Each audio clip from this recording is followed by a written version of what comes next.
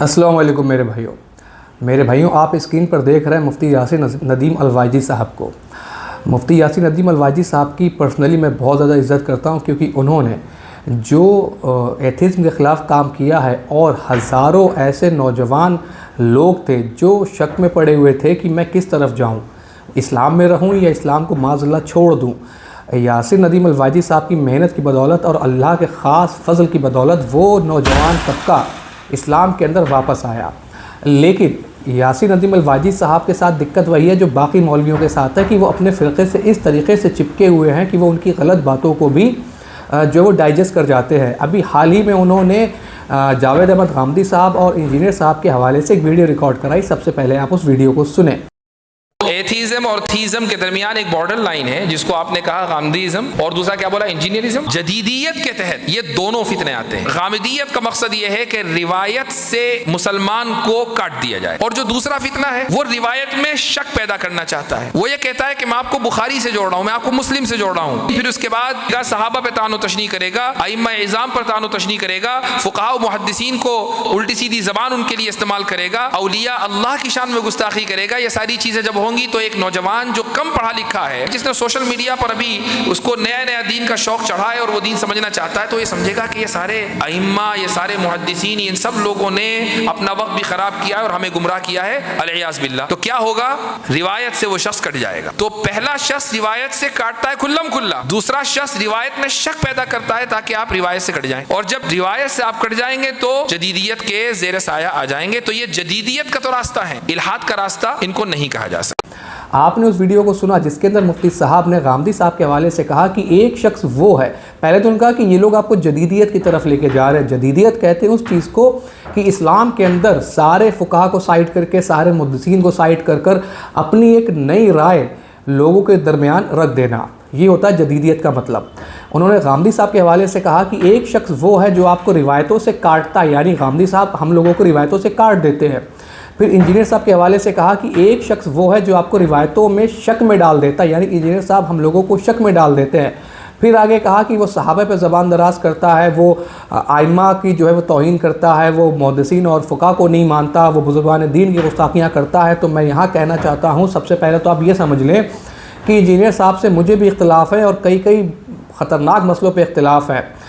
हम इंजीनियर साहब को मासूम नहीं समझते, मासूम क्लेम नहीं करते, क्योंकि गलती इंसान से होती है और इंजीनियर साहब से भी मसले मिस हैंडल हुए। सबसे पहले आप मेरा ये मुकदमा समझ लें इंजीनियर साहब के हवाले से।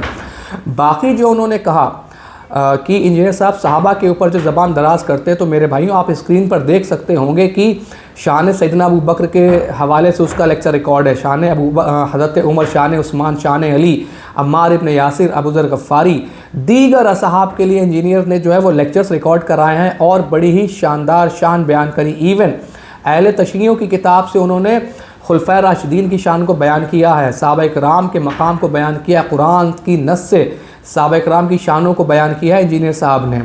बाद में इन्होंने बात करी कि वो जो है वो आइम्मा के लिए जो बुरी अल्फाज इस्तेमाल करता है। इंजीनियर साहब ने कभी भी आइम्मा अरवा के लिए ज़बान दराज नहीं करी और उन्होंने हमेशा यही कहा कि आइम्मा, चाहे वो इमाम अबू हनीफ़ा हो, इमाम मालिक हो, इमाम शाफ़ई हो या इमाम अहमद बिन हम्बल हो, इंजीनियर ने हमेशा ये कहा कि आइम्मा बरी हैं, उनकी कोई गलती नहीं, क्योंकि ये सारे काम उनके नाम पर किए गए और उन्हें तो इस बात का इल्म भी नहीं कि मेरे नामों के ऊपर आज दुनिया के अंदर ये काम हो रहे हैं। हाँ, इख्तिलाफ़ उसने रखा क्योंकि इख्तिलाफ़ का हक़ हर किसी को हासिल है, वो चाहे किसी से भी इख्तिलाफ़ करे इल्म की बुनियाद पर।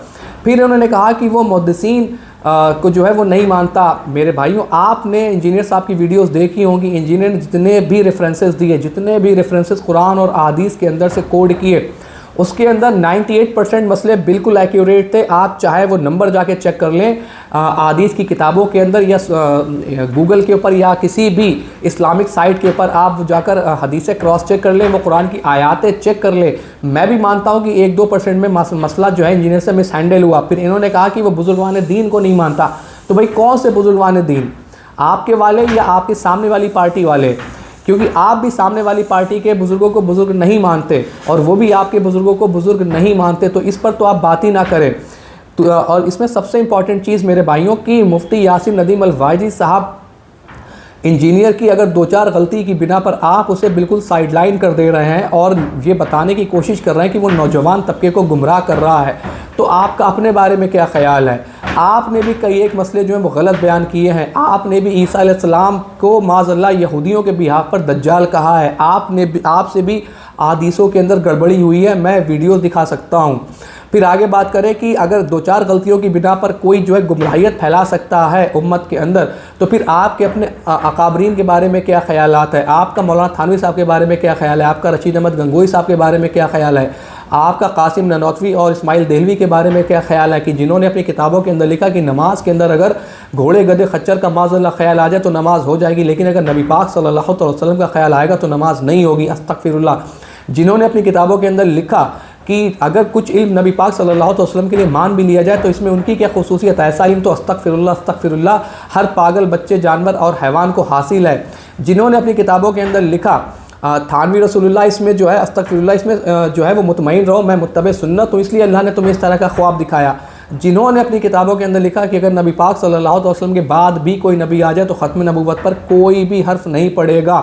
اس طرح کی سینکڑوں عبارات جو میں اکابرین دیوبند سے دکھا سکتا ہوں، الحمدللہ بالکل دکھا سکتا ہوں.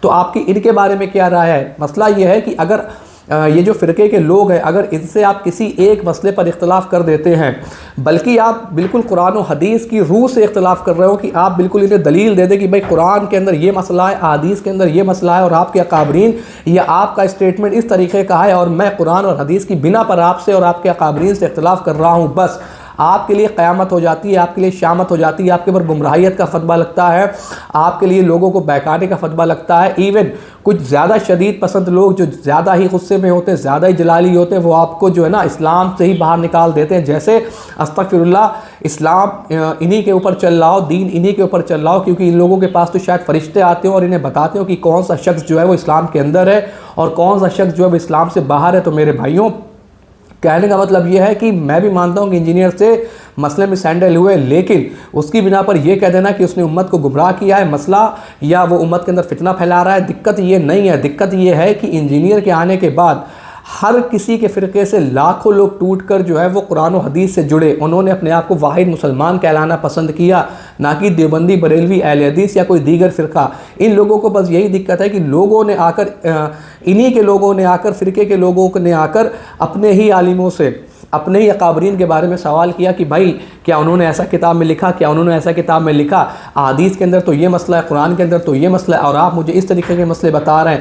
بس ان سے یہ ڈائجسٹ نہیں ہوتا، اور انہیں انجینئر سے کوئی برائی نہیں ہے. اور دوسری چیز، اب اس نے جو کر دیا ہے آپ لوگوں کے ساتھ اور آپ کے فرقوں کے ساتھ، تو بس اب تو بس کام ہو چکا ہے. اب آپ کچھ بھی کر لیں، اس نے جو ہے وہ لوگوں کو اتنا اویئر کر دیا ہے کہ لوگ اب جب تک باقی رہیں گے وہ آپ سے سوال کرتے رہیں گے، آپ کی آنے والی جنریشن سے سوال کرتے رہیں گے، اور جو کتابوں کے اندر آپ کے بڑوں نے چیزیں لکھی ان کے بارے میں آپ سے سوال ہوتے رہیں گے. اگر ان غلط چیزوں پر سوال کرنا لوگوں کو گمراہ کرنا ہے تو ٹھیک ہے، پھر انجینئر لوگوں کو گمراہ کر رہا ہے. اگر قرآن اور صحیح حدیث بیان کرنا لوگوں کو گمراہ کرنا ہے تو پھر انجینئر لوگوں کو گمراہ کر رہا ہے، اس میں کوئی مسئلے والی بات نہیں ہے.